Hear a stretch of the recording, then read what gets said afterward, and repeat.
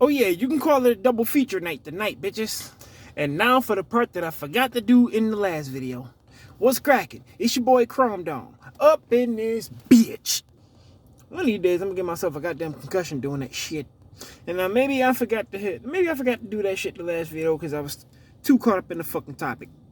I mean, I'm pretty caught up in the topic of this one too, but you know, considering I was way more caught up in that one.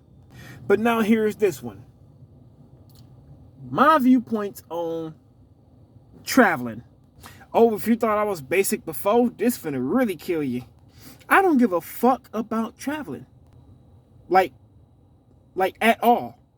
Now, I don't know if it's an attribution of the fact that I've been a few places and it was bad experiences in all but one place.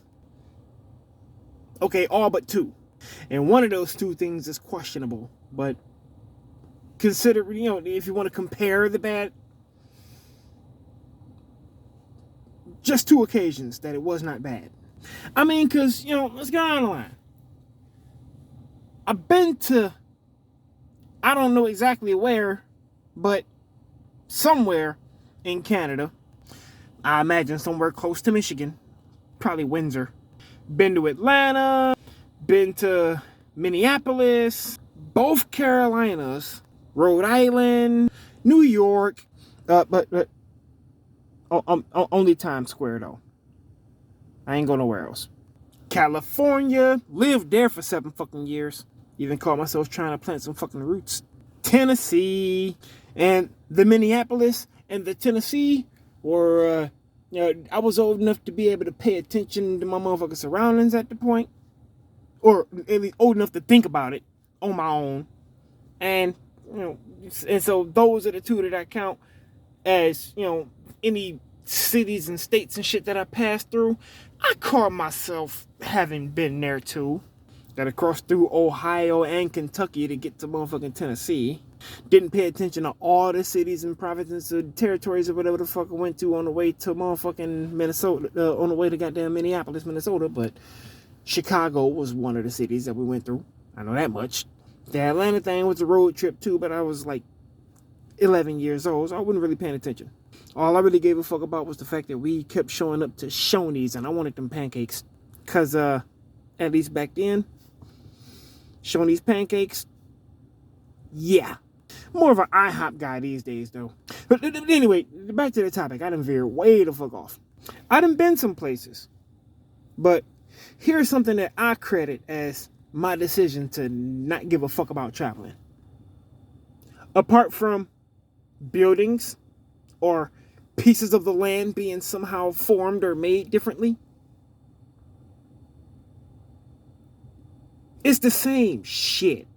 Really, it's all the same shit. Just different accents and different languages. Maybe some different food. Maybe some different spices. But it's all the same shit. Motherfuckers having the same types of conversations about the same struggles in life and the same hardships of being whatever the fuck, single or married or parents or not parents or whatever the fuck. Having jobs or not having jobs. Opinions on shit from TV or the internet. It's the same shit. It's the same fucking shit everywhere. I dreamed of walking the streets of California. I didn't give a damn what part. But goddammit, I got there and it was like 7 years of basically the same shit. I could have stayed at home in Detroit for that shit. At least here there's a fucking White Castle. Now I live right the fuck around the corner from one and I damn near try to avoid it at times. But anyway, that's beside the point. Being able to see the world just don't fucking move me at all. I would say no more, but it never really did. And the way I see it now is kind of a viewpoint that I've had since like maybe mid-20s. But my viewpoint before that has something to do with something a little different. The different creatures and critters in certain places.